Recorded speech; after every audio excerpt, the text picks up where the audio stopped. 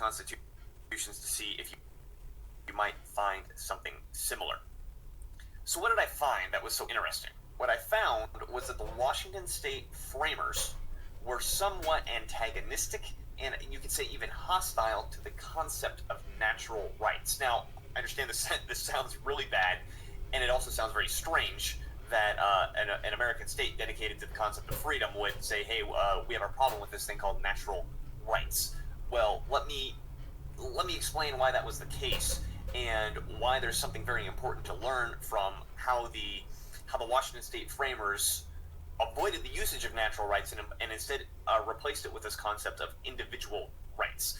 Now, of course, in 1789, when the United States Constitution was being framed, natural rights was on the tip of everybody's tongue, really getting its momentum from philosophers like Spinoza and John Locke, and really crystallizing in the philosophy of Thomas Paine, who I have on the wall, who I will argue is the founding father of the United States. Not the Constitution, he was absent for that, but for the moral and principled aspect of the United States, it was him. The framers of the United States were very, very concerned about the powers of government and were continuously working into the, whether it's the Declaration of Independence or the Constitution, saying Congress shall pass no law restricting the right of blank, shall not pass any law infringing on the right of blank. Nothing like that is in the Washington State Constitution. In fact, the Washington State Constitution really tried to avoid the uses of the word law when talking about rights. This is interesting. So why would this be the case? So in 1889, which is when Washington was ratified, the framers were very, very aware of abuses of rights, not just from government. So remember, this is 100 years after the fact of the United States Constitution, and we're like, this era is full speed ahead into the Industrial Revolution, where you start seeing these corporations and businesses acquire so much power that, particularly if they're in a frontier area like Washington State, which in 1879, which is the first time a constitution was attempted, there was approximately only 75,000 settlers here. These corporations could essentially act like governments, where they move in, they've got all the money, they got all the technology, and a bunch of sparsely populated, not united settlers couldn't really do much against the fact if this railroad wanted to build this here, or they wanted to control this section of land, or these mining companies wanted to issue their own currency to pay for work, for workers. I mean, if you don't have a job and you need something to do, what are you going to do against these guys? So the Washington framers looked at this. They were very aware of this issue of breaches of corporate power on top, and not to minimize the breaches of government power. They're very aware of that, but they said, okay, there's more than just government breaches of power and government infringement on rights. Private institutions can also infringe on rights, and that's a problem. And you can see this in the Washington State Constitution. For example, in Article 1, Section 24, which is essentially the Second Amendment of the Washington State Constitution, it says individuals have the right to bear arms. However, this should not be construed as giving individuals or corporations the right to organize, maintain, or employ private armies. Now, I remember when I first read that, I laughed, because I knew the only reason that would be in there is if it was a problem at the time. And lo and behold, there was two very famous examples leading, right before the state was framed, of mining companies who had hired armed guards to quell striking miners. Another example is Article 2, Section 38, which is this, when you read it today, this seems very strange, but it forbids railroad companies from offering free transportation to public officers. Now, why would something like that be so important that they had to write it into the Constitution? And if you think about it, if you've got this very sparsely populated area, and these railroad companies come in, and the only modern form of transportation is railroads, if you can control pricing and say, okay, for you I'm going to charge $1,000 a ticket, and for you I'm going to give you a free ride, because you're politician A and you're politician B, and I don't like politician A, but I do like politician B, I can control who gets to go where, which is essentially I get to control what those people are going to do, which is obviously a massive overreach of corporate power. Now, in what some would call a strange twist of fate, and what I would call historically predictable, having read Carroll Quigley's Evolution of Civilizations, in 1889, the American populace in general was repeatedly finding their natural rights being trodden on in the name of natural rights. How does that make any sense? It makes sense through one of the sacred tenets of natural rights, which is the contract, that two free persons, or two free organizations, or a person in an organization, are free to enter into whatever kind of contract they want to, as long as it doesn't infringe on the rights of somebody else. So this is great philosophy until one of those parties in the contract runs into a situation where they're so desperate that they'll literally do anything to get into that contract. For example, let's say I desperately need a job, and the employer says, okay, before I give you this job, you need to waive your right to sue me in case you get injured on the job. Well, if I'm doing incredibly dangerous work, that's a hard call to say that I'm living as a free human being, if that is the agreement that I've had to enter into in order to sustain myself. So one of the things that the Washington framers did is they explicitly added into the Washington State Constitution that the legislature was allowed to create laws to protect and create safety requirements for industrial workers. Now, leaving aside what that has turned into modern day with labor and industries, this was important at the time, again, 1889, because legislation that was being attempted like this, creating safety requirements in states back east, were constantly getting thrown out of court because they violate the judicial ruling was that this violated the right of contract between the employee and the employer.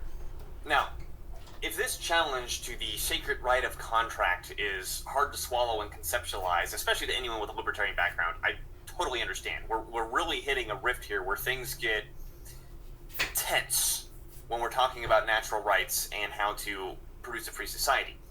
Now, I want to emphasize this because I've changed my mind recently on this, and it's really important to point this out because I've garnered this from historical research, is that outside of outright conquest in war, the main method of acquiring slaves for an individual or for a specific culture throughout human history and across all cultures was to get a person into a desperate situation that they would agree to terms that would eventually lead them to a debt that they could never repay, thus becoming indentured servants at best or slaves at worst. Now, clearly that concept or that situation is repugnant to the idea of freedom, and clearly would be a concern to a worker in 1889 industrial America, where you're looking at the situation where I could either starve by not getting a job or go to work and die in this incredibly dangerous factory. Clearly conditions could be better than that. So the Washington State framers were really wrestling with these conflicting ideas, because I really don't want to suggest that they were just throwing natural rights out the window saying we got to protect people from corporations, because they were also incredibly concerned about chasing those corporations away. They said we need business here. It's really important that business wants to come here and develop the state and encourage people to move here. So the agreement that they reached, and this is fascinating, is that they forwent the language of natural rights and instead replaced it with individual rights in an attempt to eliminate this issue of corporations using the concept of natural rights, and particularly the tenet of the sacred right of contract, to abuse the rights of individuals. And in enshrining the protections of those individual rights, the Washington State Constitution almost never mentions just whom these rights are being protected against. So as I said about the American Constitution, where typically the language is, Congress shall pass no law abridging the freedom of speech or, abridging the right to bear arms. In the Washington State Constitution, it says the right to bear arms shall not be infringed. I'm paraphrasing, I don't have it in front of my face. The right to free speech shall not be impaired. It never says from who, and this is on purpose, because the idea that the Washington State framers had is they said, we don't care who is infringing the rights, whether it's government or private, it's not allowed. It's unconstitutional. So, what are the ramifications of this? I'm going to argue that the ramifications are that this language, this hair splitting between natural and individual rights, is very relevant to the situation today. As we've seen, the king, formerly known as Governor Jay Inslee, has been going on a business killing spree with his lockdowns and mask mandates and these phases that keep sliding back and forth, where none of these rules make any sense, and all that he seems to be doing is leaving this body trail of businesses in his wake. What he's doing is he's getting around the constitutionality issue of his mandates by getting labor and industries to threaten private business to enforce his stuff for him. This is as clever as it is evil, and here's why. Because when the state goes after the populace in the United States, we tend to go all 1776 and get our feathers bristled and say, oh, you're infringing on my rights, which is good. That's what we're supposed to do. However, if a private business does it, we tend to fall back on this natural rights conundrum that I've brought up, where we say, okay, well, there's this sacred contract, and the private business is allowed to do whatever they want because they're a private business, right?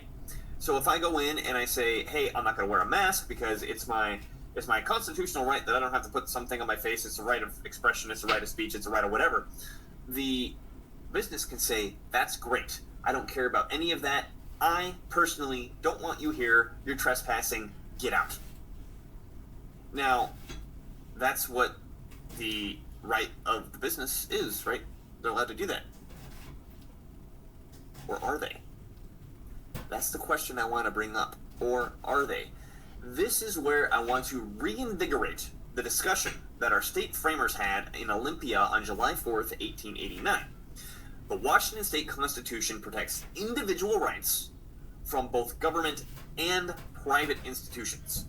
And even the king, Jay Inslee, said on the eve of his first proclamation of mask mandate in Yakima, if you haven't seen this video, go watch it, he openly states, hey, the reason I'm not wearing a mask is because I have a First Amendment right not to do so. Now, if the First Amendment is relevant here, or Article 1, Section 5 for the Washington State equivalent of freedom of speech, do private institutions in Washington State truly have the authority to force us to do things such as wear a shame mask or stay 6 feet away from everybody else, or, you got to go down this aisle this way and you got to go down the other aisle that way, just so we can engage in day-to-day lawful business such as grocery shopping or going out to eat? I don't think so, and I don't think the Washington framers thought so either. I'm saying it's time we've had another discussion on individual rights as the Washington State framers conceptualize them that we have as citizens in Washington State. Do the governor and the state as a whole have the authority to limit our freedom to not cover our faces in shame when we go out in public? Now, just so you guys know, Washington State today actually filed a writ of mandamus against the governor. So once again, we saw Idaho and how they win. We saw Washington and how they win. Pretty awesome, isn't it? I think it's pretty awesome. But you know what? Illinois filed a writ of mandamus against their governor too. But what I found is that, did you know that the Illinois state constitution was written in 1970? And it's supposed to have gotten an update. Did you guys know that? That they're changing the Illinois constitution. And that is crazy. I think it's important you guys watch this video and listen to what this guy has to say about that. It's